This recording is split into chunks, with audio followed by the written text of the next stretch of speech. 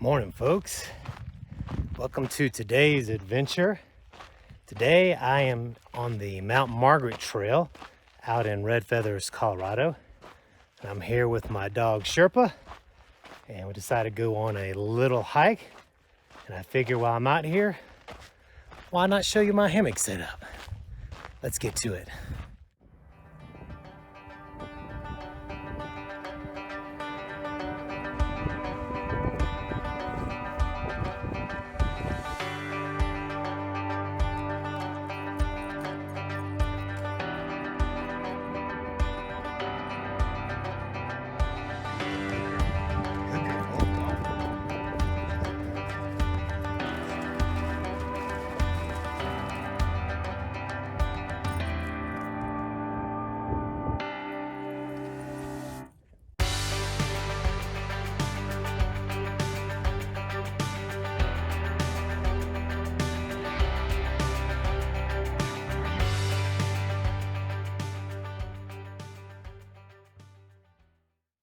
If you've watched any of my backpacking videos, you know that I have three different types of hammocks. I have the Dutch netless hammock, which I used in my Linville Gorge trip. And I have the Dutch Chameleon hammock, which I used in my Grand Teton trip this year. And I also have the Dutch Banya Bridge hammock, which I used on my Utah trip when I was doing a little car camping with my son in Zion this year. But today's video is going to focus on the Dutch Chameleon. It's my go-to hammock, super comfortable, fairly lightweight, and I figured I would just show you how I set it up, some of the pros and cons, and why I love this hammock. So let's go set up a hammock. The first thing I look for when I get to my campsite are two good trees for hanging my hammock. And I typically like to find trees that are around 15 to 20 feet apart. I have an 11 foot gathered in hammock, so that works out well for me. And I make sure that the trees are alive. I don't want to hang from a dead tree, a widowmaker. So that's the first thing that I look for. And as you'll see here, I use the whoopee slings. And what I like to try to do is I like to put it about eye level. So this is a Kevlar strap.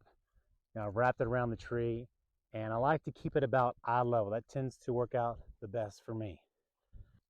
These are Dutch whoopee slings, so there's a Kevlar strap that wraps around the tree, and then you see there's a Dutch little carabiner that helps secure it onto the tree. And then you have a whoopee sling, and then there's a little Dutch hook, and that will connect to the end of my continuous loop on my hammock. And once I have my hammock suspension set, I'll begin to hang my hammock.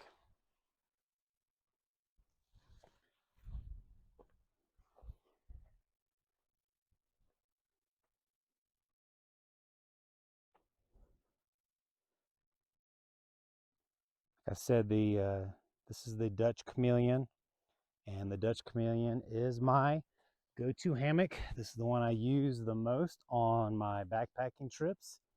It is not my lightest hammock that I have, but it is definitely very comfortable. It gives me a lot of storage options for my gear when I am at camp, which is something that I like. And it has a nice little bug net.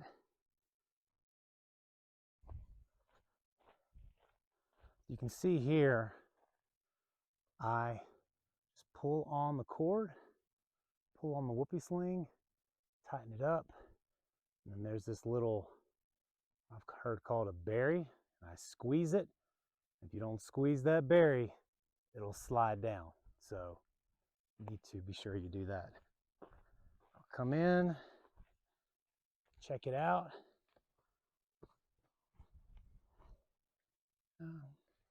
I'm a little high. Then what I might do is just come over here, Open it up.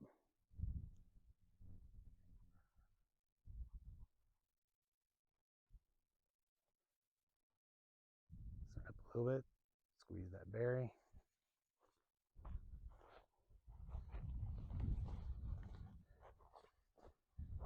Yeah, that's a little better. Hey, Sherpa. All right, sit.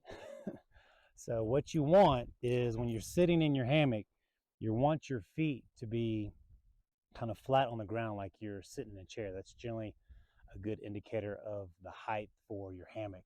And also, you can squeeze this ridge line a little bit, means it's not too tight. All right, let me show you some of the details of it. First thing I want to point out is that it has an integrated bug net. You can see it's zipped on there. So um, I can zip on and off the bug net as I need it.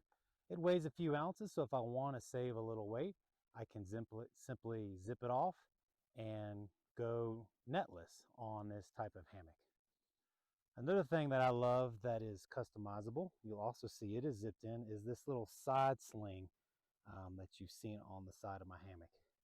And it's just a little pocket. That's all it is, a little pocket.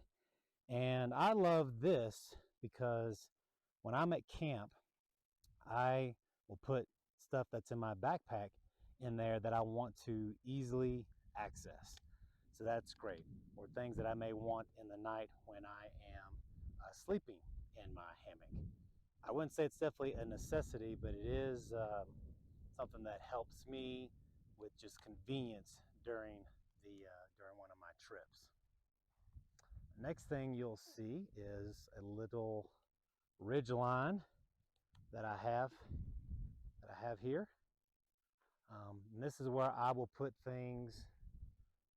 This is where I'll put things like my headlamp, my power bank, bear spray, a little air horn that I carry, and that makes it really easy to get to at night when I'm sleeping. And also, you'll probably notice that there is a quilt that is attached to the hammock.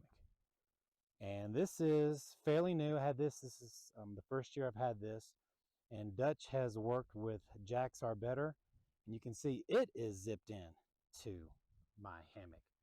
And I love this because if you ever tried to put an underquilt on a hammock, there's a lot of cords that kind of stretch from here up to here, and there's a lot of adjusting and trying to get it right as you're leaning on an angle. Well, with this, it's automatically built in, it's zipped in, and then all I have to do is take these cords right here and tighten it up to remove any air pockets on both ends. So I really love that about this hammock. Now let's get inside.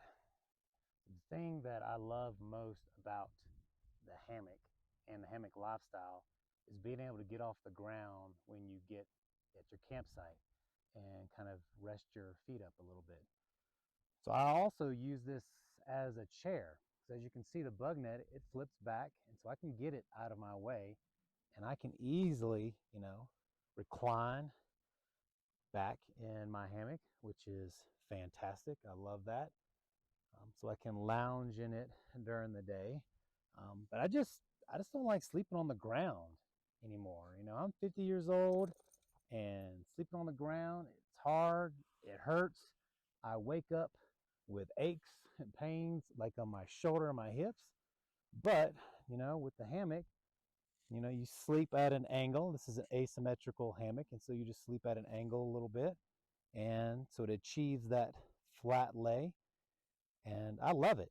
When I wake up in the morning, I don't have any pains. I'm not hurting anywhere. And it is a super comfortable night's sleep. And so this is definitely my choice for my shelter when I go backpacking. I do think a myth with hammock backpacking is that it's lighter. And it can be. I have a super light setup, and it just all depends on the conditions. I have a netless hammock, so there's no bug net. It weighs 5 ounces. and I could use that with my whoopee slings, and I could be definitely lighter than a tent. But my typical hammock setup, I would say, is equivalent to a very lightweight tent setup. So if you get a tent between 1 and 2 pounds, that's pretty good. I would consider that fairly lightweight, and that's what I have with my hammock setup, because my hammock itself doesn't weigh that much. I believe the hammock is around 10.5 ounces. The ridge line is like half an ounce. The side sling is around an ounce. But I still need to have an underquilt on top of me. So that's kind of equivalent to a sleeping pad. I think it's a little heavier than some sleeping pads. I have a sleeping pad that's 8 ounces. Um, but this quilt weighs a little over 20 ounces, so not quite 2 pounds, but a little over a pound. And that's really the heaviest thing that I carry as part of my hammock setup. I do have a top quilt, but that's equivalent to a sleeping bag or a quilt that somebody may use with their tent. The one thing I do have that I have to carry is my tarp, and my tarp weighs probably 8 ounces or so. So it's not super heavy, but it's something that I need to protect me from the rain, any storms that come through. It gives me a shelter out of the elements. So all in all, I would say that if you count just my hammock and my hammock suspension and my tarp, that is probably around a little under 2 pounds. And the other stuff that I have to carry, I would say, is equivalent to what people who use tents have to carry. So it is a lightweight setup. It's fairly light for me. Again, it is under 2 pounds, and I can get that down to a pound if I need to. But this is the most comfortable setup that I have. This allows me the most convenience at campsite without sacrificing comfort, and it's just the best. Hammock camping is the best. Um, Once I slept in a hammock and kind of figured out how to do it the right way, there was no turning back. I was a hammock guy and will always be a hammock guy. Well, that's going to do it for this video. I hope that it was informative. I know that when I started hammock camping, I really appreciated watching videos from guys like Syntex77 or Shug or Frozen, and they went into a lot of detail about the hammock suspension and the underquilts and just the hammock itself and the type of hammocks that you need and the ones that are out there. And it was so helpful for me to watch those guys and learn how to hammock backpack. And I'll never forget it.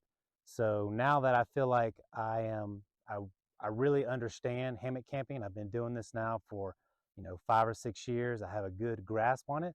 I thought I would just share some of my insights and some of my thoughts and why I do hammock camp and some of the things that I use that help me save time at camp.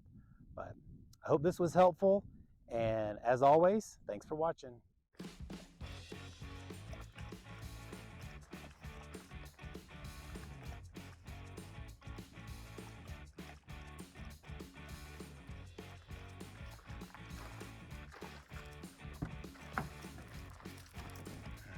Good girl. Good girl.